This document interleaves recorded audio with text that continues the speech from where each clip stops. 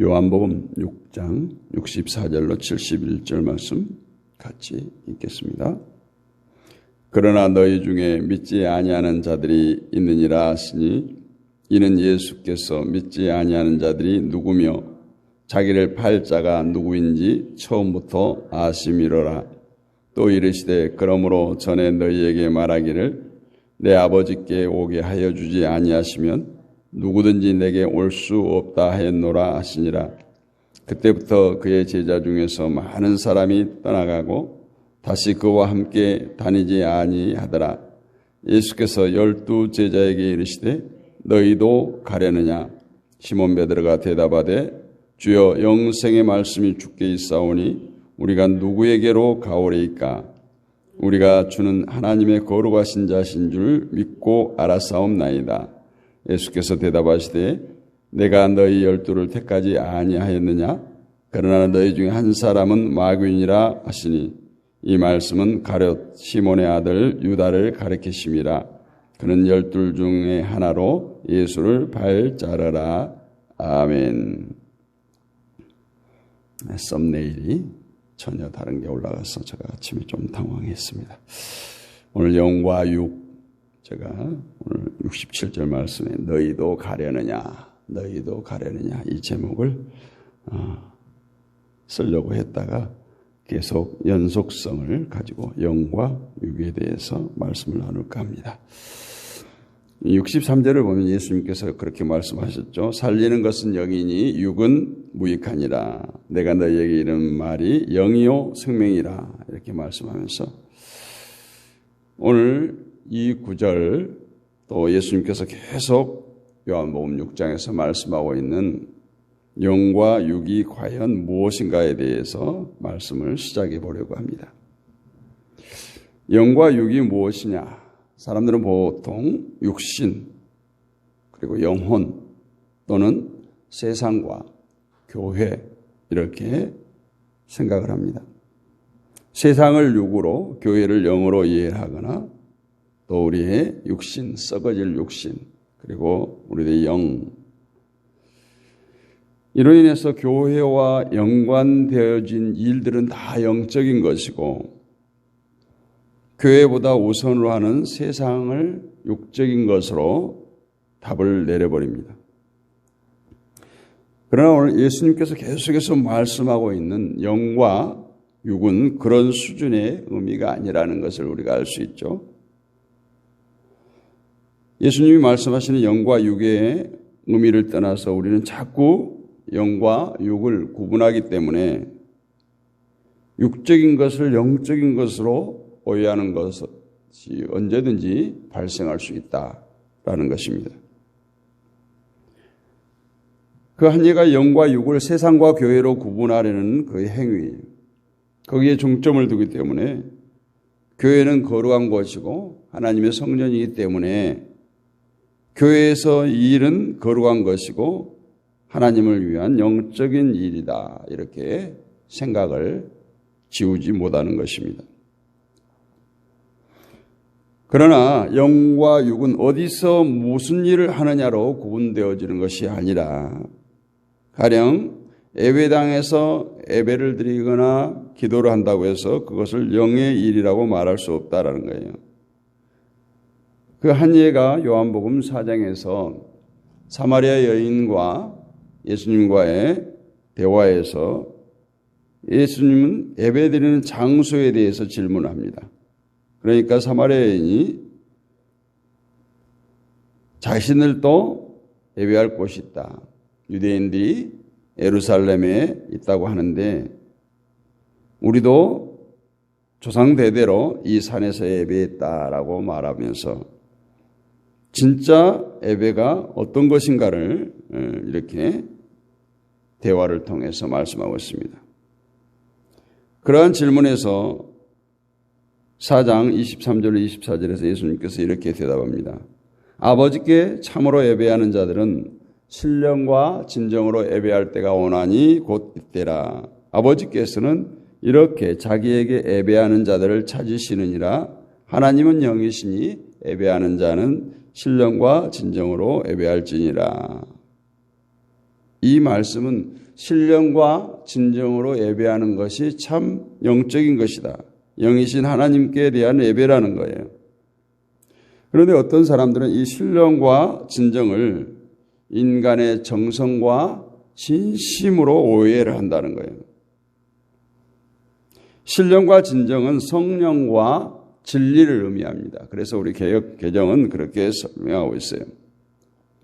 즉 아버지에 대한 참된 예배는 성령과 진리 안에서 살아가는 거예요. 그냥 성령과 진리 안에서 살아가는 것이지 어떤 의식으로 짜여진 행위를 말하는 것이 아니라는 거예요. 그러한 예배에 대한 것은 사마리아 여인이 예수님의 질문을 할 때 그것을 예배로 인정받지 못했다라는 것을 우리가 알아야 됩니다.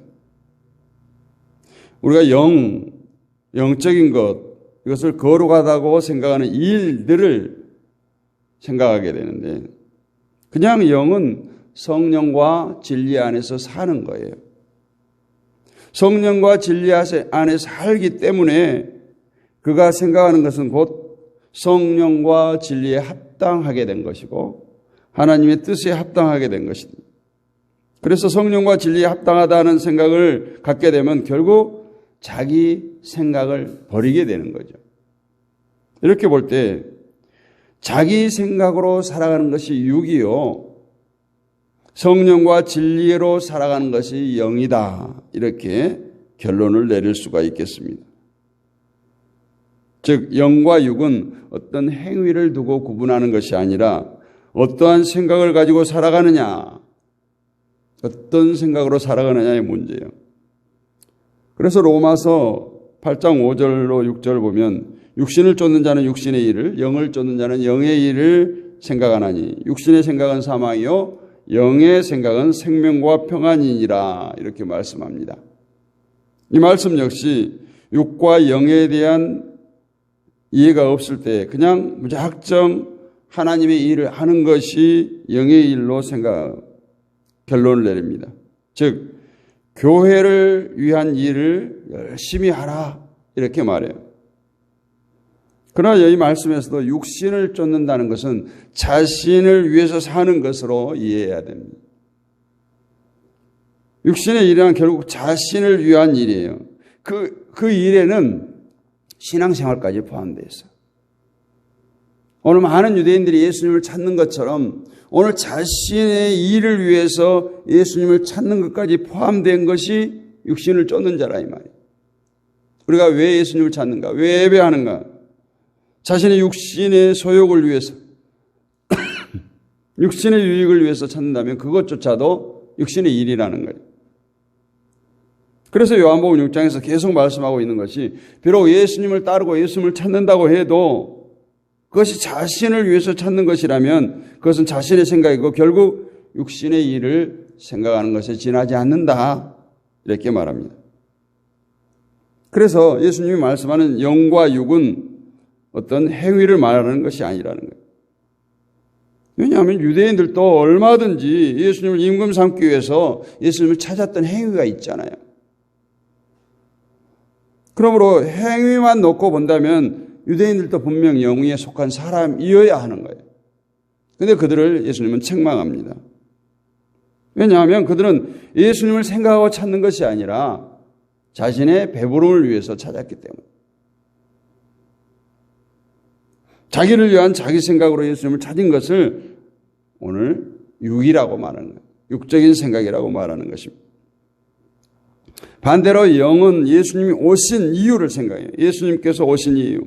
계속 우리가 앞선 시간에도 살펴봤지만 인자의 살과 피를 주심으로 생명을 얻게 하기 위한 예수님은 이 일을 생각하고 예수님을 찾는다면 그들은 예수님에게서 육신의 떡을 찾는 것이 아니라 생명을 볼 것이고 그것을 바로 영을 살리는 것이라고 말씀합니다. 이렇게 볼 때 우리가 신앙생활하는 것, 교회에 나오는 것도 어떤 생각으로 나오느냐 따라서 육이 될 수도 있고 영이 될 수도 있습니다. 자기를 위한 생각, 자기 생각으로 교회를 나오고 예배를 드리고 예수님을 찾는다면 그것은 예수님을 임금 삼기 위해서 찾아왔던 유대인들과 다를 바가 없다라는 것입니다. 우리가 기도하는 것도 마찬가지예요. 그래서 우리가 늘 하나님의 뜻을 구해야 돼요. 하나님의 선하신 뜻이 무엇인가를 구해야 돼요. 정말 내가 옳은 기도를 할 수 없을 때 그렇게 기도해달라고 기도해야 돼요. 기도하게 해달라고. 하나님의 뜻을 알게 해달라고 기도해야 되고, 자기 생각으로 자기 소욕을 위해서 구하는 건 응답되지 않을 뿐만 아니라 그것은 육에 속한 자의 부르짖음에 불과합니다. 그런데 유대인들은 이러한 예수님을 이해하지 못하고 예수님을 떠나버렸잖아요. 예수님을 떠났어요. 예수님에게서 얻을 것이 없다라고 생각한 거죠. 자신들의 생명을 위해서 오셨는데, 자신들의 육신의 배부름을 위해서 찾아왔다가 그것이 채워지지 않으니까 예수님을 떠났습니다. 생명을 위한 예수님의 말씀, 그 살과 피를 먹고 마셔야 한다는 말씀에 머리를 흔들고 그냥 떠난 거예요. 이처럼 예수님의 생각과 인간의 생각은 전혀 다르기 때문에 우리가 인간의 생각을 가지고는 예수님을 믿을 수 없어요. 버려야 되는 거예요. 포기해야 돼요. 그래서 예수님은 자기를 부인하고 예수님을 따르라고 말씀하고 있어요. 자기 생각을 가지고 예수님을 찾는 좋은 예가 하나 있어요. 저는 예를 별로 세상 예화를 잘 들지 않습니다만, 누가복음 12장에 보면 어떤 사람이 예수님을 찾아와서 내 형을 명해서 그 재산을 나누어 달라 이렇게 부탁하는 내용이 나옵니다. 아마도 부모님이 죽고 형이 모든 재산을 그냥 독차지했던 것 같아요.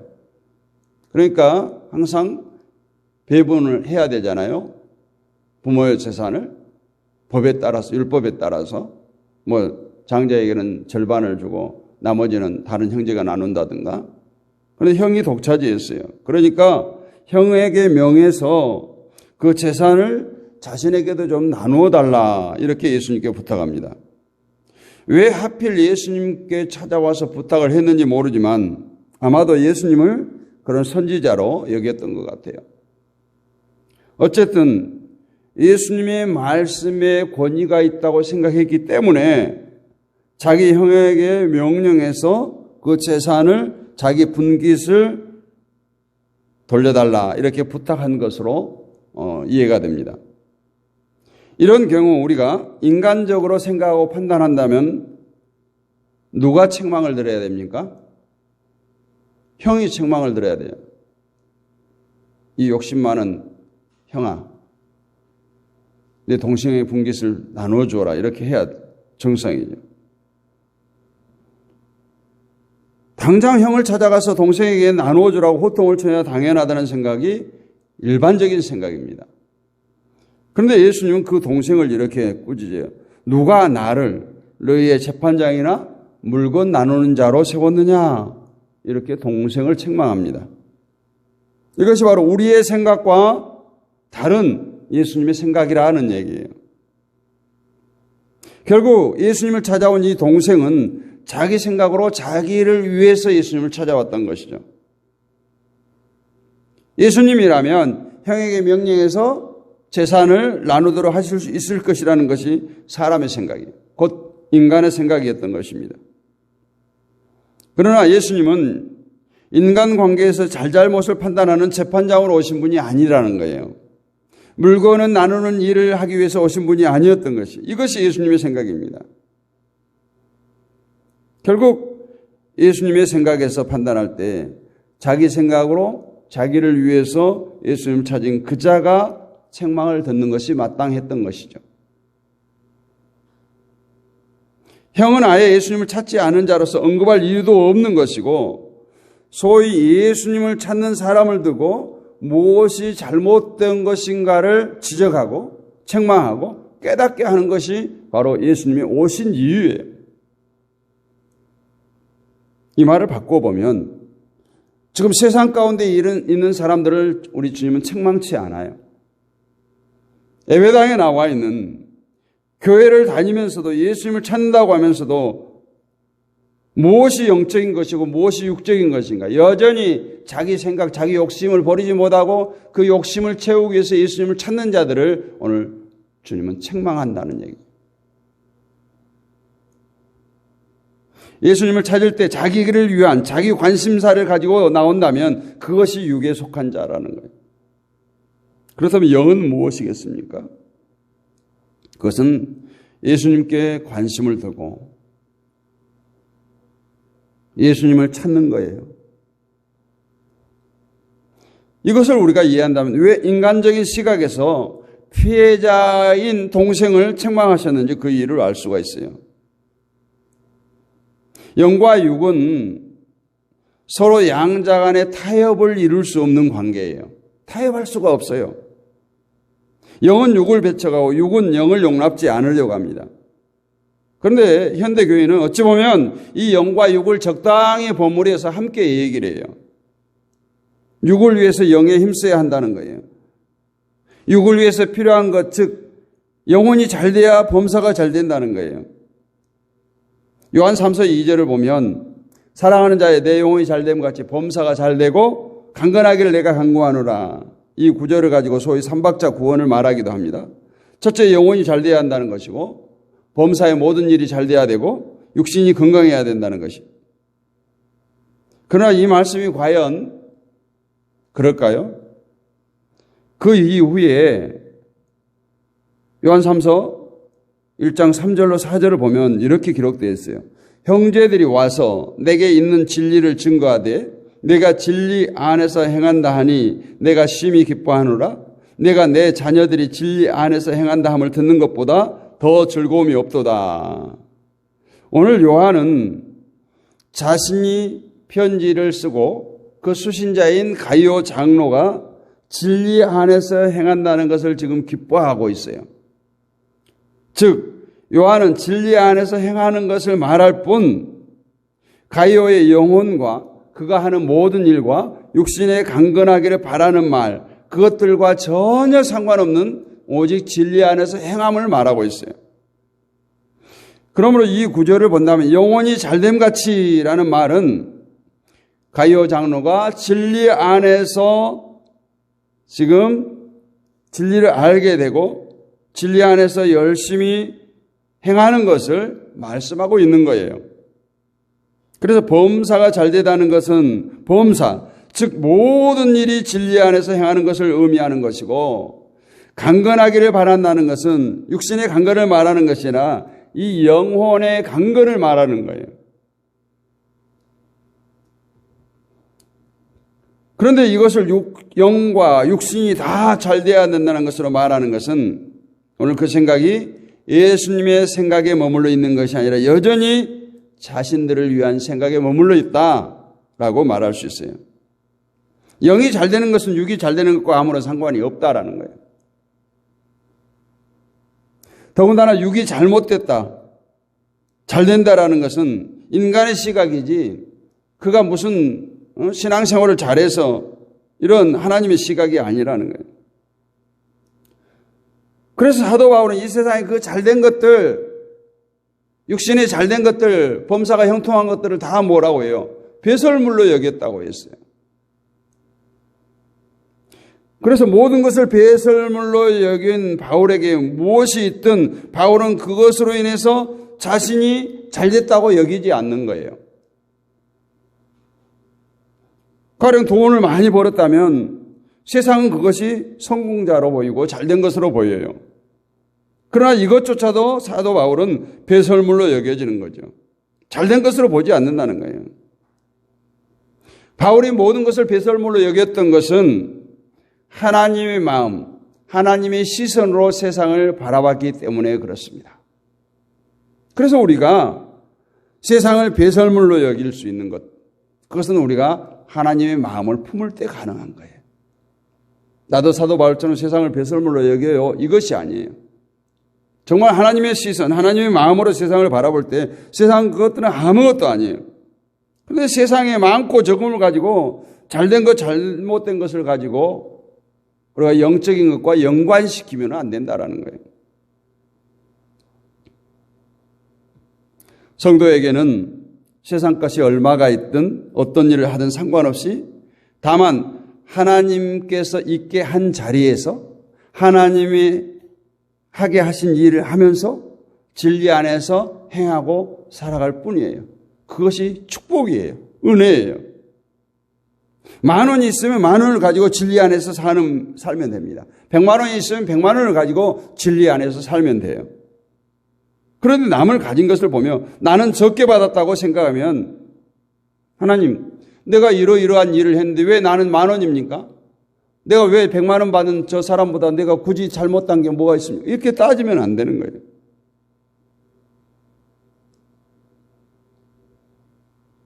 오늘 65절 말씀을 보면 또 가라사대 이러함으로 전에 너희에게 말하기를 내 아버지께서 오게 하여 주지 아니하시면 누구든지 내게 올 수 없다 하였노라 하시니라.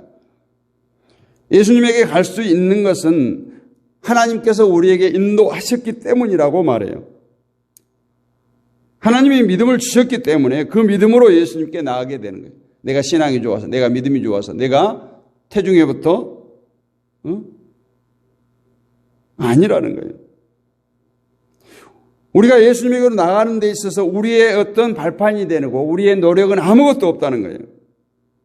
우리의 행위라든가 육신의 일들 그 어떤 것으로도 예수님께 나가는 것에 전혀 도움이 되지 않는다는 것입니다. 그런데 육신의 일이 잘 되는 것을 자신이 예수님과 바른 관계에 있기 때문으로 여긴다면 그 육신의 일을 발판 삼아 예수님께 나가는 것으로 우리는 착각하게 된다. 그러다 보니까 육을 위해서 영이 존재한다. 이렇게 생각하는 거예요. 그렇다고 해서 영혼이 강건하니까 육신은 아무렇게나 살아도 된다? 이것이 아니에요. 육신은 아무렇게 살아가는 것이 아니라 진리 안에서 행하라는 거예요. 영적인 사람은 진리 안에서 행하게 돼요. 자신을 위한 자기 생각을 가지고 사는 것이 육이고 예수님의 생각으로 하나님의 뜻대로 사는 것이 영에 거하는 것입니다. 그래서 오늘 육신의 문제를 구하지 말라는 것이 아니라 예수님에게서 오직 생명을 보라는 거예요. 육신의 문제를 찾는 것은 예수님을 바로 보지 못해요. 어쩌면 어두운 밤에 까만 선글라스를 쓰고 있는 것과 같은 거예요. 그러므로 육신의 문제를 구하지 않으려고 할 것이 아니라 예수님에게 오직 생명만을 보기를 힘써야 되는 거예요. 오직 생명만을 봐야 돼요. 이제 66절 이하를 보면 이러므로 제자 중에 많이 물러가고 다시 그와 함께 다니지 아니하더라. 그럴 때 예수님께서 제자들에게 이런 질문을 던집니다. 너희도 가려느냐? 너희도 가려느냐? 베드로가 멋진 대답을 하죠. 참 베드로가 멋진 것 같아요. 예수님께서 너희는 나를 누구라 하느냐 했을 때도 주는 그리스도시요 살아계신 하나님의 아들이십니다. 오늘 또 너희가 나를 떠나려느냐? 시몬 베드로가 대답 주여 영생의 말씀이 계시면 우리가 누게로 가오리이까. 참으로 멋진 말, 멋진 고백이에요. 누구는 말씀이 어렵다고 도망치고 누구는 말씀을 생명으로 인식하고 생명의 말씀이 여기 있는데 과연 내가 누구를 찾겠습니까? 누구에게 가겠습니까? 라고 고백을 합니다. 이것이 안다 모른다의 차이로 끝나는 것이 아니라 생명과 멸망이라는 엄청난 차이로 끝나는 것임을 우리가 알아야 됩니다. 예수님이 곧 영생의 말씀이에요. 그렇다면 우리가 예수님을 두고 어디로 가겠어요? 육신을 꾀한다면 물론 생명을 주시는 예수님으로 만족할 수가 없죠. 그래서 영과 육이 함께 할 수 없다 얘기예요. 영과 육을 함께 보장해 준다는 예수는 예수가 아닌 거예요. 다른 예수를 찾게 되는 것입니다. 오늘 제자들은 기적 때문에 남은 것도 아니고 육신의 배부름을 위해서 남은 것도 아니라 영생의 말씀 때문에 예수님께 남았던 거예요. 저와 여러분이 바로 그래야 합니다. 믿음은 영에 속한 싸움이에요. 누가 열심히 잘 믿어서 세상의 복을 많이 받았느냐가 아니에요. 만약 예수님을 찾으면서도 여전히 우리가 이러한 싸움을 포기하지 못한다면 그것은 자신의 생각을 포기하지 못한 채 지금 예수님을 찾는 것이고 무익한 육에 거하는 것일 수밖에 없어요. 그래서 자신을 부인하고 십자가를 지고 따르라는 거예요.